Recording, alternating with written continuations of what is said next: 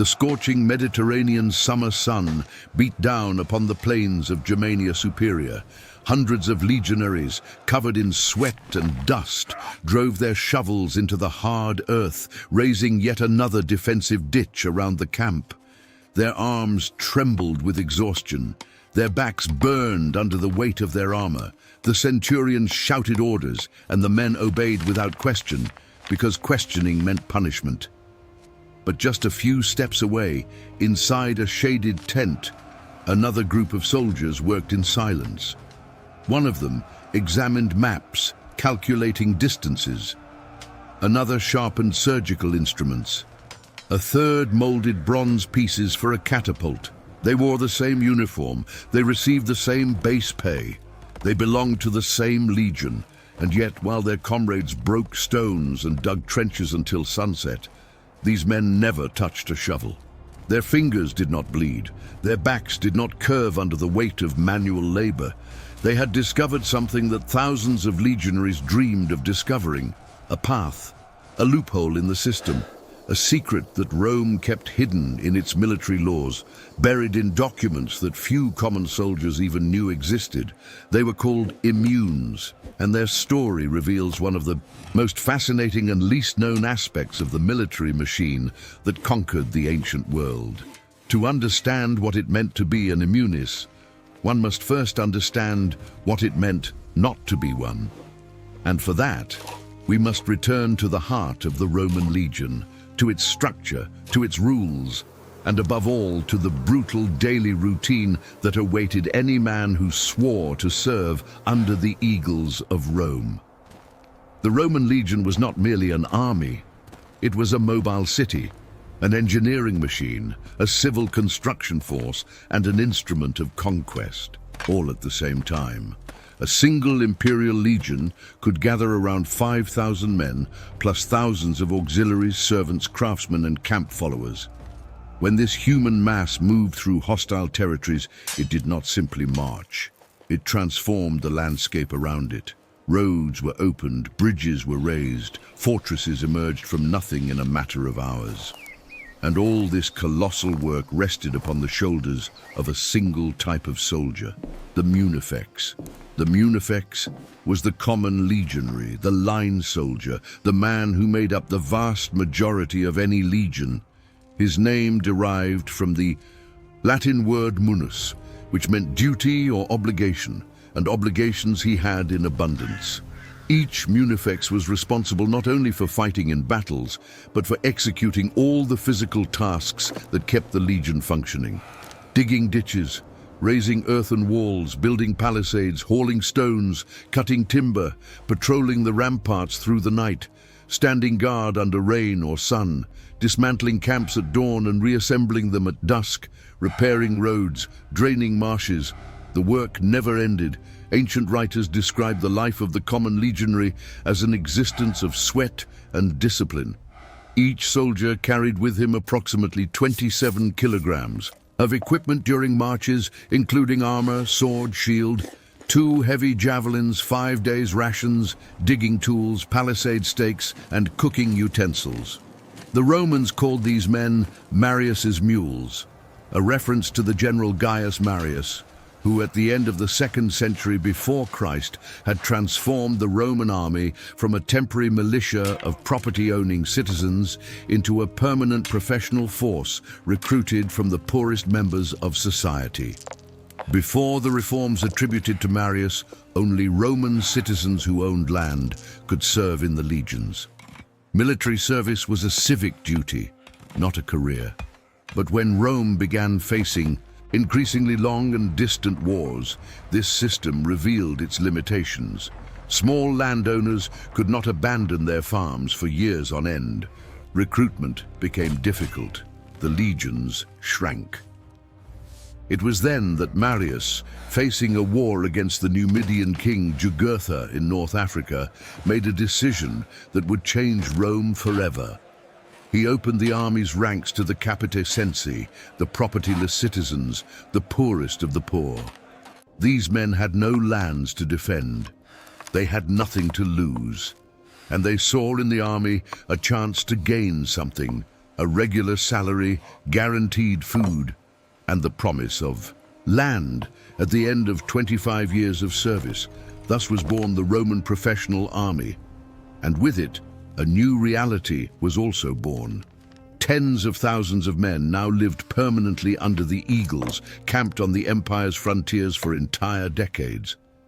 These men needed to be fed, equipped, trained, disciplined, and above all, kept busy. An idle army was a dangerous army. Bored soldiers drank, fought, deserted, or worse still, began to think about who really should be in command. That is why Roman generals developed a principle that would become sacred in military discipline: never leave. A legionary without work, and work there was in abundance. When the army was not on campaign, it built roads that crossed continents, aqueducts that carried water for hundreds of kilometers, walls that separated civilization from barbarism.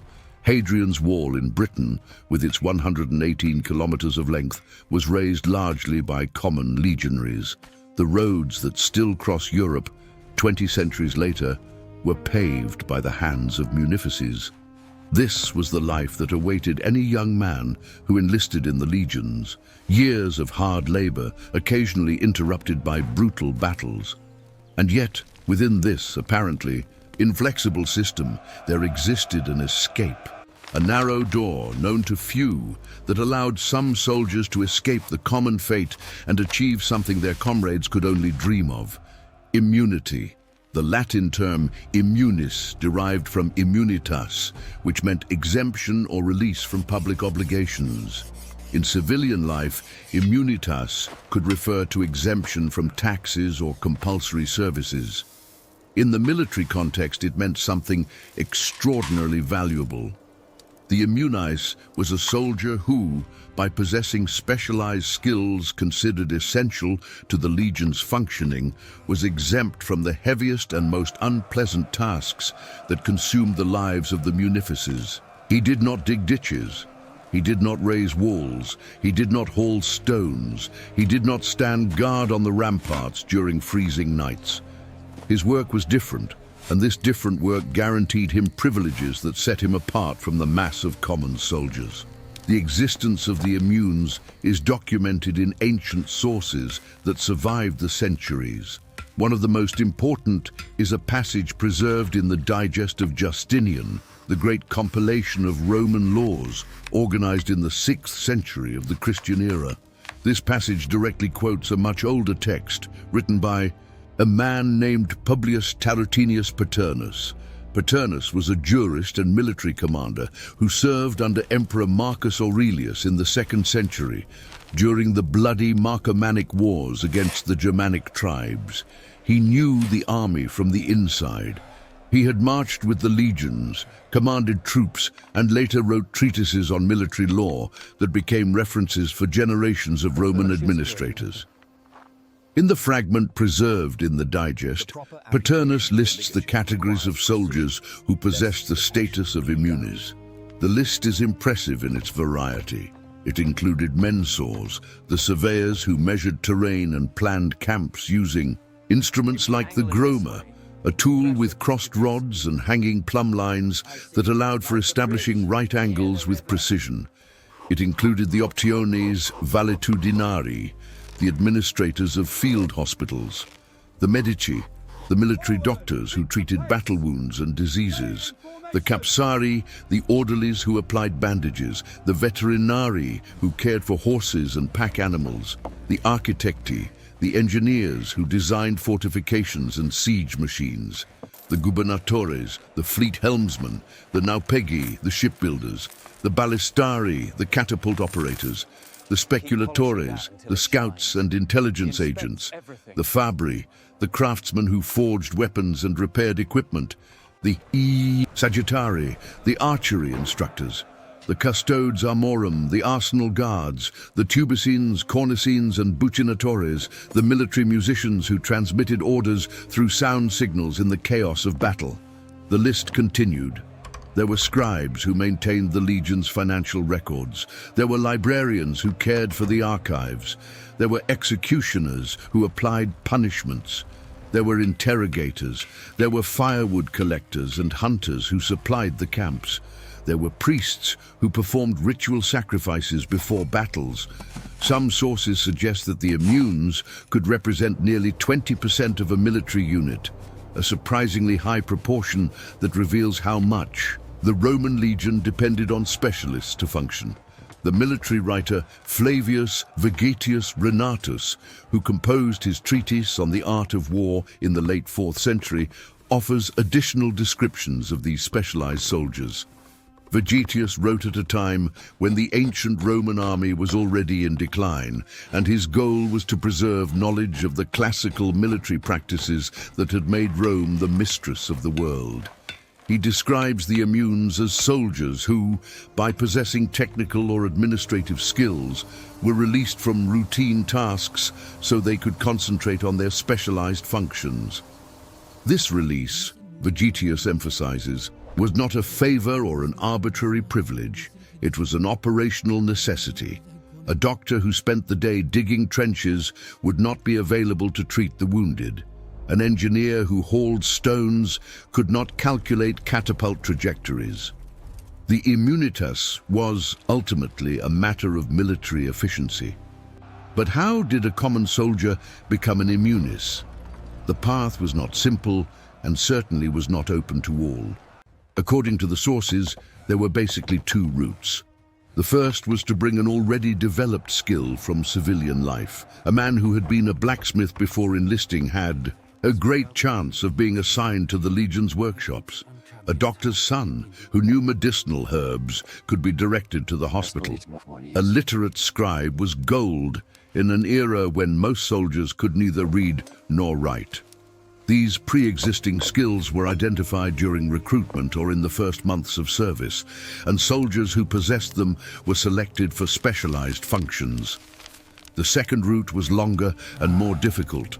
A munifex who wished to escape manual labor could request training in a specialty. During this period of apprenticeship, he received the title of discens, which meant learner. The discens of medicus learned medicine from veteran doctors. The discens of architectus studied engineering under the supervision of master builders. This training could last months or even years, depending on the complexity of the specialty. And throughout this time, the discens continued receiving the same pay as a common soldier without any of the privileges of the immunes. Only after demonstrating sufficient competence was he promoted to immunis status and released from routine tasks. What made this system particularly interesting was its relative meritocracy. Unlike many ancient societies, where birth determined destiny, the Roman army offered a form of mobility. Based on skill, an illiterate peasant's son could, if he had enough intelligence and determination, learn to read, become a scribe, and escape forever from the life of digging trenches. A freed slave could enlist in the auxiliary troops, develop a medical specialty, and end his days as a respected veteran. The path was narrow and difficult, but it existed. And for thousands of men over the centuries, this path represented the difference between a life of brutal labor and a career of relative comfort. The benefits of immunitas went beyond simple exemption from hard work. Some sources indicate that the immunes received additional payments, though probably less than the principals, the non-commissioned officers who held command positions. More important, however, was the status. The immunis was recognized as someone special, someone whose skills were too valuable to be wasted on common tasks. He ate the same food as the other soldiers, slept in the same barracks, marched in the same columns. But when the time came to set up camp, he could withdraw to exercise his specialty, while his former comrades sweated under the sun. There were also practical long-term advantages. A military doctor who served for 25 years not only survived service with his body less destroyed than a munifex, but also left the army with a profession. He could open a clinic in frontier towns, treat civilians, and build a prosperous life in retirement. An engineer could work on civil construction projects. A blacksmith could open his own forge. The skills acquired in the army were transferable to civilian life in a way that the ability to dig trenches simply was not. Archaeological remains confirm the importance of the immunes in legion structure. The Vindolanda tablets, discovered at the Roman fort of the same name in northern Britain, offer a fascinating glimpse of daily life on the empire's frontiers. Dating from the 1st and 2nd centuries, these thin wooden tablets contain administrative records, personal letters, and personnel lists that specifically mention craftsmen, shield makers, and other specialists. The tablets reveal that these men worked in dedicated workshops within the fort, producing and repairing equipment on an almost industrial scale. Funerary inscriptions found throughout the empire also document the careers of individual immunes. A tombstone from a quincum in modern Budapest records a man named Aelius Crescentianus, identified as an immunis of Legio Secunda Adiutrix, who died around the 3rd century. Another inscription mentions Aurelius Numerius as Medicus Legionis, Legion Doctor, highlighting the integration of medical specialists within military units. These stone monuments are silent testimonies to lives lived under the shield of immunitas, men who found their niche in the great Roman military machine and escaped, at least partially, from the hardship that consumed their comrades. The impact of the immunes on the operational capability of the legions cannot be underestimated. During Emperor Trajan's Dacian Wars, between the years 101 and 106 of the Christian era, Roman engineers constructed a bridge over the Danube that remained one of the greatest engineering works of the ancient world. Trajan's Column, erected in Rome to celebrate these victories, shows in its detailed reliefs the assembly of siege machines, the construction of bridges and fortifications, and the treatment of the wounded. All these tasks depended directly on the work of the immunes, the specialists who transformed stone, wood, and bronze into instruments of conquest. In medical practice, Roman sophistication was remarkable for the era. The military medical system included field hospitals called valetudinaria, where the wounded were treated by hierarchical teams of professionals. At the top was the medicus, frequently an ethnic Greek from the empire's eastern provinces, where the Hippocratic medical tradition still flourished. Below him served the medici ordinari, qualified doctors responsible for the care of men in each cohort. Further down came the capsari, so called because of the capsar, the box in which they carried their bandages, and the seplasari, the pharmacists who prepared and administered medicines. One of the most famous Roman military doctors was Pedanius Dioscorides, an army surgeon who served under Nero and published the Materia Medica, a pharmacological treatise that remained a reference for more than 1,000 years. But perhaps the most revealing aspect of the immune system is what it tells us about Roman mentality. Rome did not govern the Mediterranean world for 400 years merely by force of arms. It did so through an organizational capacity that surpassed any rival. The Romans were masters at creating systems, at dividing labor, at identifying and cultivating talents, at building structures that functioned predictably and efficiently. The immune system was a perfect expression of this mentality. Instead of wasting valuable skills on undifferentiated work, the Romans created legal categories, selection processes, and training paths that ensured each man was employed where he could be most useful. And there was wisdom in this approach. An army where everyone does everything is an army where no one does anything particularly well. By creating the category of immunes, Rome ensured that its legions had permanent access to competent doctors, skilled engineers, experienced craftsmen, and efficient administrators. These specialists were not privileged citizens imposed from outside, but soldiers who had proven their worth and earned their place through demonstrated competence. They knew military life from the inside. They understood soldiers' needs, and they worked side by side with the men who depended on their skills. The system also offered a crucial social safety valve. In any large organization, there are men who are better suited for physical work and others who are better suited for intellectual or technical work. Forcing everyone to perform the same tasks ignores these natural differences and wastes human potential. By allowing soldiers with special aptitudes to develop and exercise those aptitudes, the Romans maximized the output of their military workforce. The result was a more efficient, more capable legion, and not least importantly, one with more satisfied soldiers. Because in the end, immunitas was not just about escaping hard work. It was about finding a place, a purpose, an identity within the vast imperial machine. The munifex was an interchangeable part, one among thousands, his value measured only by his ability to obey orders and endure privation. The immunis was something more. He was a specialist, a man whose particular skills made him irreplaceable in a way that the common soldier never would be. This difference might seem subtle from the outside, but for the men who lived it, it was everything. The legacy of the immunes echoed far beyond the borders of the Roman Empire. Medieval armies maintained categories of specialists exempt from common duties.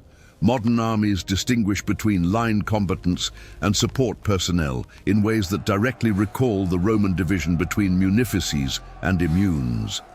The very idea that technical skills deserve special recognition and protection within a military structure has direct roots in this system developed 2 millennia ago. And so, on those hot afternoons on the Empire's frontiers, while thousands of legionaries raised their shovels and drove their tools into the hard earth, a handful of men in shaded tents continued their specialized work. They were not better than their comrades. They were not braver. They were not more loyal. They were simply different. They had found a loophole in the system, developed a valuable skill, and won something that few could claim: immunity. And when the sun finally set over the camps, when the munifices dropped their tools and dragged their exhausted bodies to their barracks, the immunes also ended their day. They ate the same food, drank the same watered wine, slept under the same starry sky. But the next day, when dawn brought more work, more sweat, more pain, the immunes knew that their fate would be different. And that knowledge, that certainty that they had escaped the worst the army could offer, was perhaps the greatest privilege of all. Rome conquered the world with its legions. But within those legions, smaller battles were fought every day. Battles for survival, for comfort, for dignity. And in those silent battles, the immunes were the victors. Men who discovered that, even in the most rigid of military structures, there was room for those who possessed something special to offer.